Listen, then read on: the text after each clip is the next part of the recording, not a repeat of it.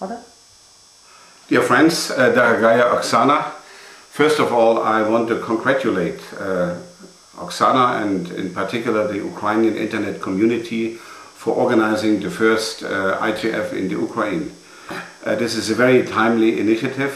As you know, in 10 days from now in Lithuania, in Vilnius, the 5th United Nations Internet Governance Forum takes place, and there is no better moment than here and now to discuss what the challenges of the internet will be in the future for the Republic of the Ukraine.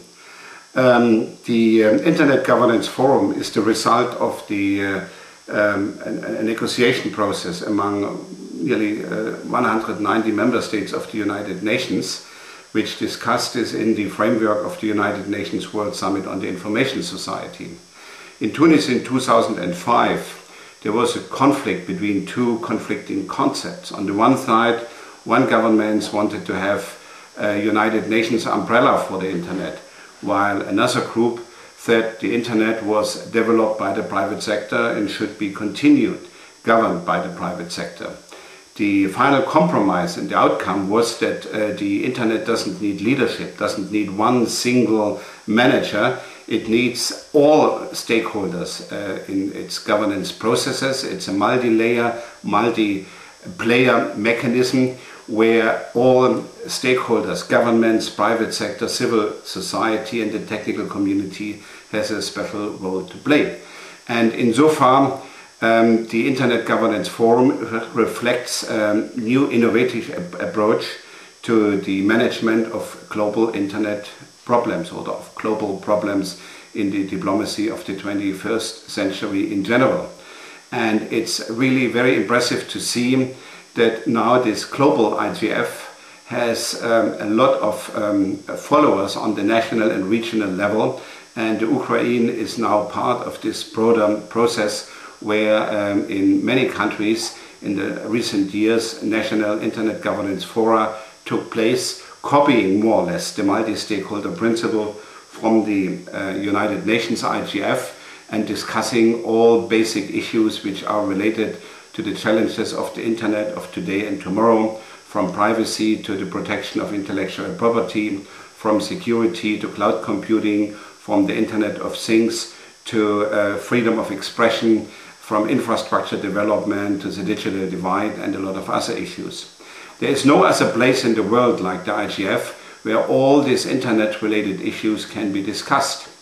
When the IGF was established in the year 2005, there was a lot of skepticism because a lot of people expected that the IGF will be nothing more than another talking shop. But after 5 years, it's really a very exciting and impressive success story that the IGF is now accepted and recognized by the global community, and not only by the global internet community, as the main place for the discussion of global internet problems. One criticism relates to the mandate of the IGF because the IGF has no decision-making capacity. On the other hand, the experiences have shown that this is not a weakness, this is a strength of the IGF, because the absence of the pressure to agree on certain issues after a 4 days conference has allowed that people speak much more freely.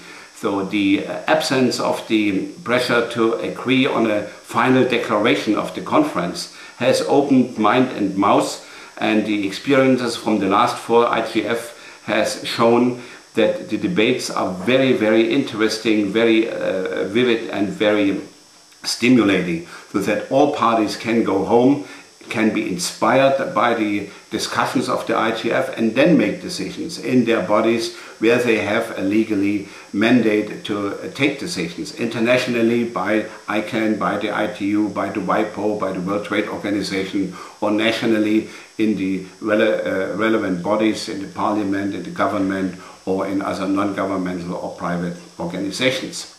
The future of the IGF, will be discussed later this year in the United Nations General Assembly.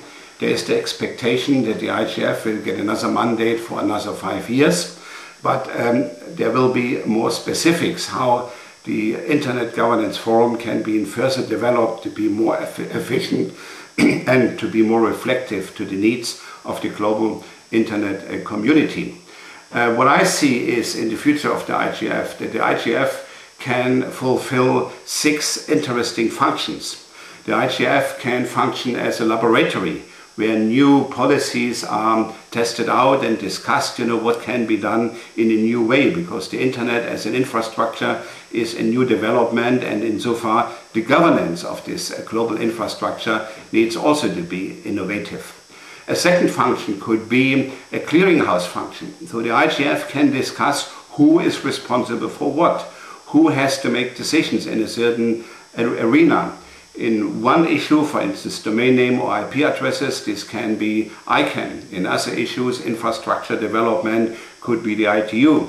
If it comes to cybersecurity, this could be the Council of Europe, the OECD, or the United Nations. If it comes to trade in internet, this could be the World Trade Organization. Intellectual property is certainly for the WIPO. And who is responsible for what? This could be an interesting place where the IGF can make a contribution and to help to clear who is responsible for what. A third function could be the watchdog function, so that the IGF observes the developments in certain arenas and rings the alarm bell if something goes wrong, or if some basic principles, human rights or others are violated by various partners, governmental or non-governmental partners. Fifth role could be the school function. So that means that people come to the IGF and learn. They learn from experiences of other partners, experiences from other countries. They can exchange information, they can exchange knowledge. So the IGF, the 4 days of the IGF is a big school where people can learn. And finally, the IGF can have also a scout function. That means to figure out what will be the next problem. Because a lot of issues, which are today burning issues, were totally unknown 5 or 10 years ago. That means, what do we know about the problems, internet problems, in 5 or 10 years from now? And the IGF is the place where we can get the first signals, whether this will be cloud computing or the Internet of Things or face recognition in search engines or something like that. All this, has to be discussed, has very serious implications, which cannot be discussed only by one group. Neither government, nor private sector, nor civil society or the technical community can discuss this alone. Here we need the wisdom of everybody, and insofar the IGF can present a wonderful platform where all this individual expertise of the various stakeholder groups can come together and can help to identify the challenges of tomorrow and to find solutions for these challenges of tomorrow. What works globally works also nationally. This is one of the experiences of the Internet Governance Forum of the last 5 years. And as Markus Kummer, the Secretary General of the IGF, has always said, Internet governance starts at home. And in your case, it starts in the Ukraine.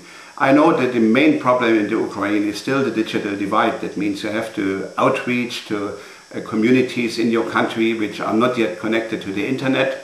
This is a big challenge, but if everybody is connected, then you will face even bigger problems. Freedom of expression, privacy, intellectual property, and a lot of other things. And insofar, it's wonderful that you have started here and now to develop such a local network, to develop a national group where the various stakeholders from the Ukraine work hand in hand.